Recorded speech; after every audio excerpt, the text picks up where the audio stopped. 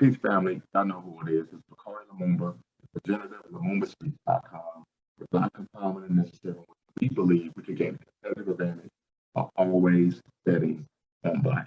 Back once again with another video where we're going to be honoring the life and legacy of Steve Biko, anti-apartheid activist, pan-Africanist, and Black independent organizer, born in December 18th, 1946 in Cape Town, and I'm sorry, not in Cape Town, but in Eastern Cape, South Africa. So many of you may be asking, you're an African American, why are you honoring a brother from South Africa? I'm so glad that you all theoretically asked that question. But for me, it's very simple. I'm a pan-Africanist. I understand that anti-Black racism is global. Now, our response to anti-Black racism is global as well. Secondly, I believe that Steve Biko is in a great line of define of African men and women who tirelessly and unapologetically fought for their humanity and African redemption, starting with those who resisted on the journey to the bear cones on the West African coast, to those who resisted during the Middle Passage, also known as Joseph Cinque and homicide. That's one of the most famous, but there was over 150 documented shipboard insurrections in which we fought, and we would not acquiesce our humanity because we knew our lives were not meant for servitude. To, of course, the Maroon societies and the death and decadence of the Western diaspora, known as North America, Central America, and South America.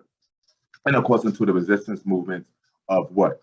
The Watts riots, Civil Rights, Black Power movement, so on and so forth. And so I think we have to honor all of those who unapologetically fought for African redemption at home and abroad, and for our ability to restore ourselves as a free, proud, and productive people. But also, I think it's very important that when we lift up and honor the life and legacy of Steve Biko, we understand that one of his most seminal acts in life was the creation of the Black consciousness movement in South Africa. And the Black consciousness movement in South Africa was created and founded based on the teachings of what the Martinique-born political philosopher, psychiatrist, and activist Frantz Fanon, most famous for his book White Skin, Black Skin, White Mask, Wretched of the Earth, Undying Colonialism, and then of course there's a fourth book that I can't recall off the top of my head. But more importantly, also, Steve Biko was inspired by the American Black Power movement and the teachings, writings, and speeches of what? Haj Malik El-Shabazz, also known as Malcolm X. And so he took these teachings, and he took these teachings from Malcolm X and from Frantz Fanon, and he understood dealing with the white liberals in South Africa who he believed did not truly understand what Black people were fighting for and what the issues were that we were dealing with. And their paternalistic nature turned him off. So guess what he did? He said, we have to organize independently. We're ever going to have what we want as a people. If we're ever going to have our humanity restored unapologetically, we're going to have to organize independently.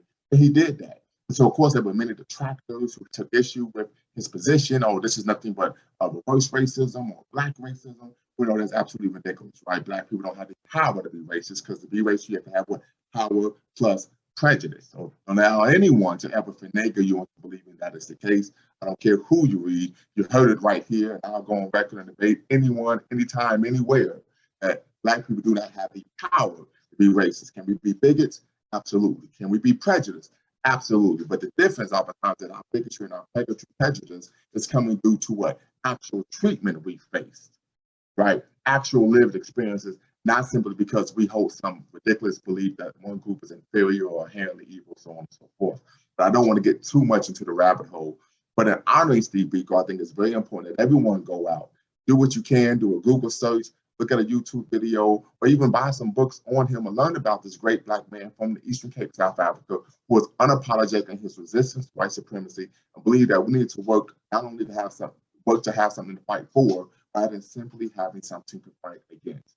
So that's all I have for now, but just want to make sure that you all understand the importance of honoring, celebrating, and learning about Steve Biko, because as I stated, anti-Black racism is global, and our resistance to anti-Black racism must be global as well. So before you go, make sure you hit the subscribe and like button, and please share. Peace until next time.